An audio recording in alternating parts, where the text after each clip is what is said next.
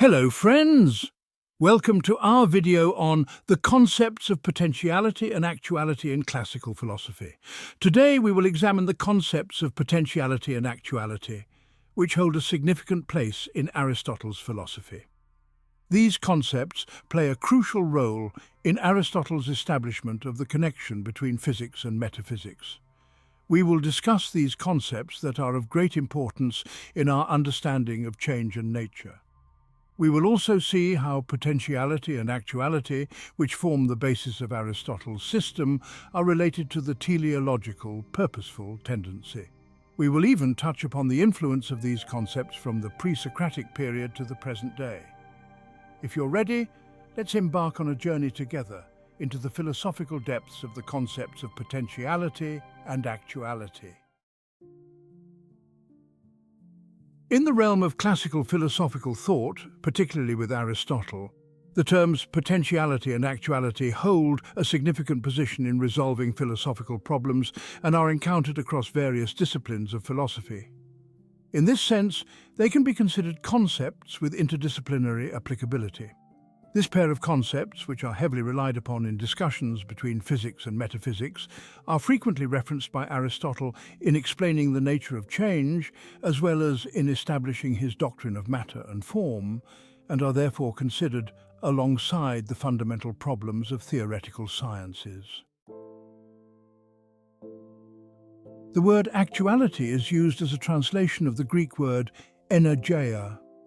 It carries meanings such as activity, act, and realization.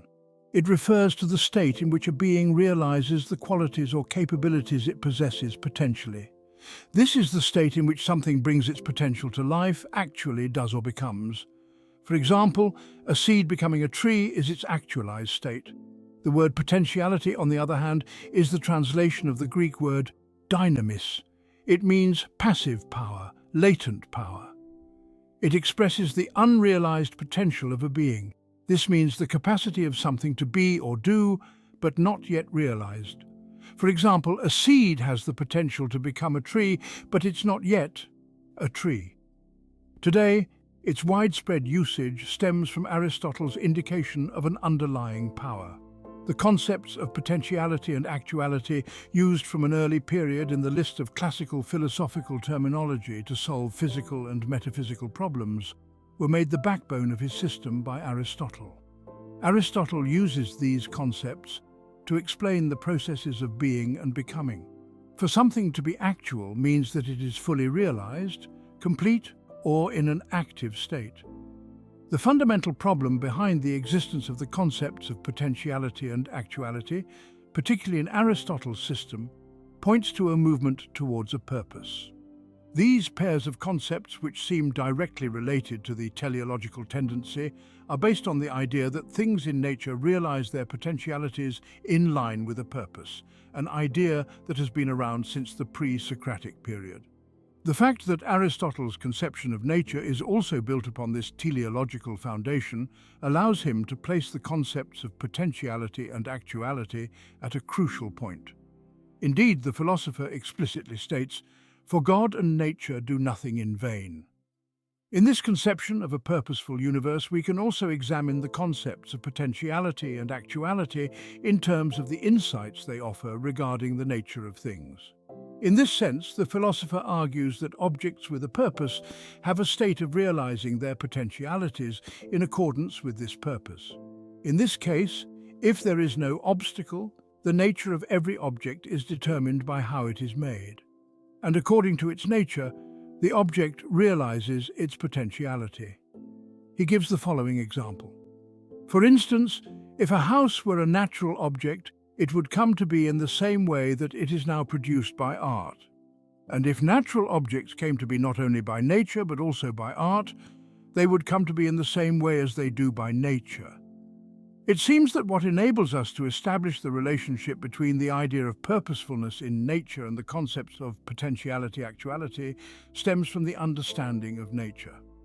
In this case, the problem that Aristotle tries to solve with this pair of concepts, whose foundations were laid in ancient philosophy, is also related to the conception of nature. He directed his main criticisms towards Parmenides. In the arguments he put forward to prove the existence of change, he presented his understanding of potentiality and actuality. Parmenides and the Eleatic school fundamentally argued that becoming is an illusion. Since there is no change in God and God is everything, what we call change, aloiostai, is merely an appearance, an illusion, doxa, and in reality there is neither becoming nor perishing.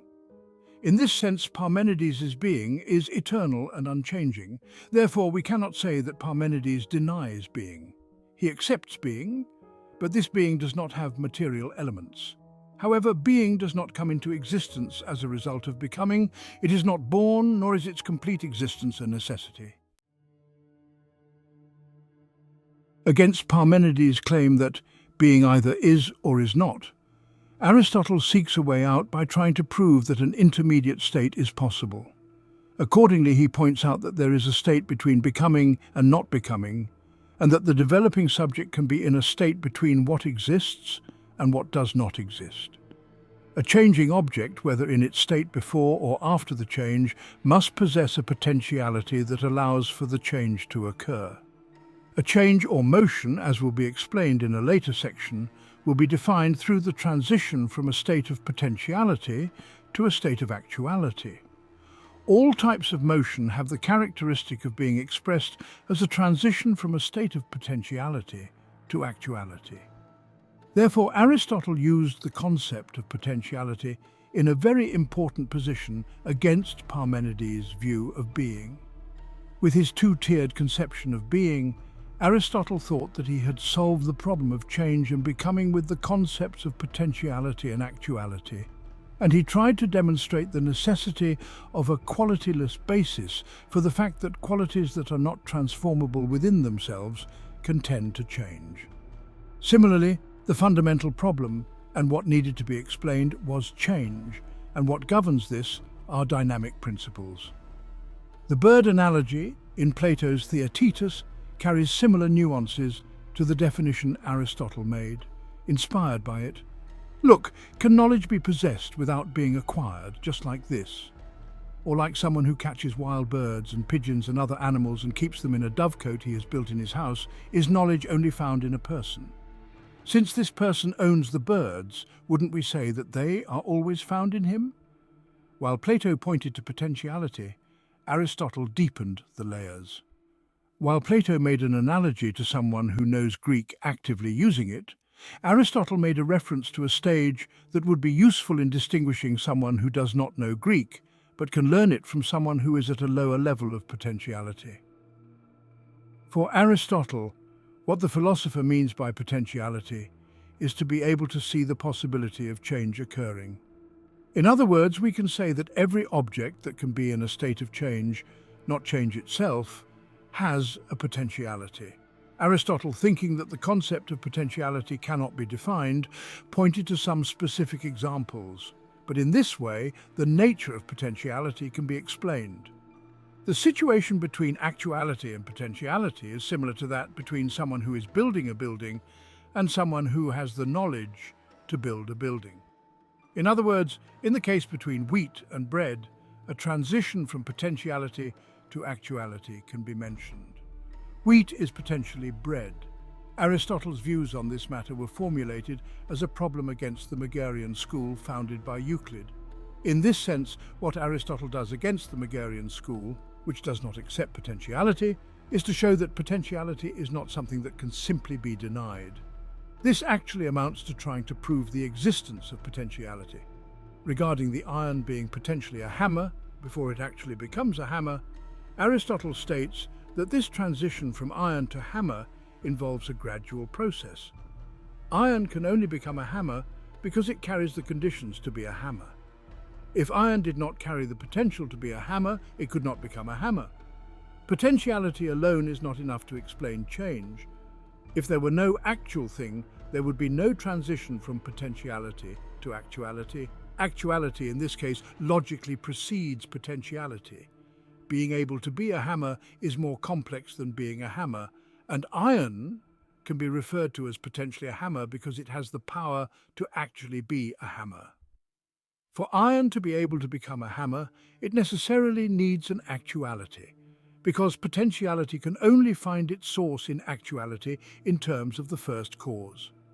The goal towards which potentiality is directed is actuality, but potentiality is not a goal towards which actuality is directed. For example, when animals perform the act of seeing, they do not do this to have the ability to see. The reason they have this ability is to be able to see. The critical point in Aristotle's discussions of potentiality and actuality is determined at this stage. The aim was to prove the existence of change on the one hand and the existence of potentiality on the other. In the next stage, what the philosopher had to do was to establish a hierarchical relationship between potentiality and actuality. The course of this relationship is clear. Since the different meanings of what comes first have been distinguished, it is evident that actuality precedes potentiality. By potentiality, I mean not only what we have defined as the principle of change in another or of being another in the same existing thing, but all principles of motion or rest. For nature also belongs to the same genus as potentiality, for it is the principle of motion. Ultimately, in the transition from potentiality to actuality, logically, since what has the potentiality can become actual, we grasp what has the potentiality by its having become actual. What can be eternally actual is not in a state of potentiality. What can be between being potentiality and actuality cannot be eternally actual. Because what is eternally actual cannot be in a state of potentiality, it is constantly in a state of actuality. In this sense, their greatest power is that they are in constant motion. Entering into a defense of the priority of actuality led Aristotle to deny the existence of the principle of evil in the universe. What is in potentiality is below good actuality and above bad actuality.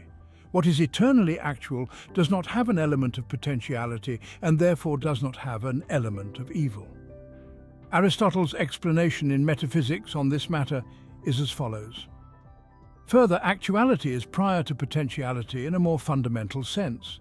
Eternal things are prior in existence to perishable things because nothing eternal is in potentiality. The explanation for this is that every potentiality is a potentiality for its opposite, for nothing can come to be from what is not capable of coming to be.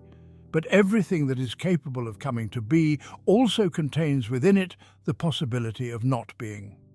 The hierarchy between potentiality and actuality, through the hierarchy between eternal and perishable things, has again proven that actuality precedes potentiality.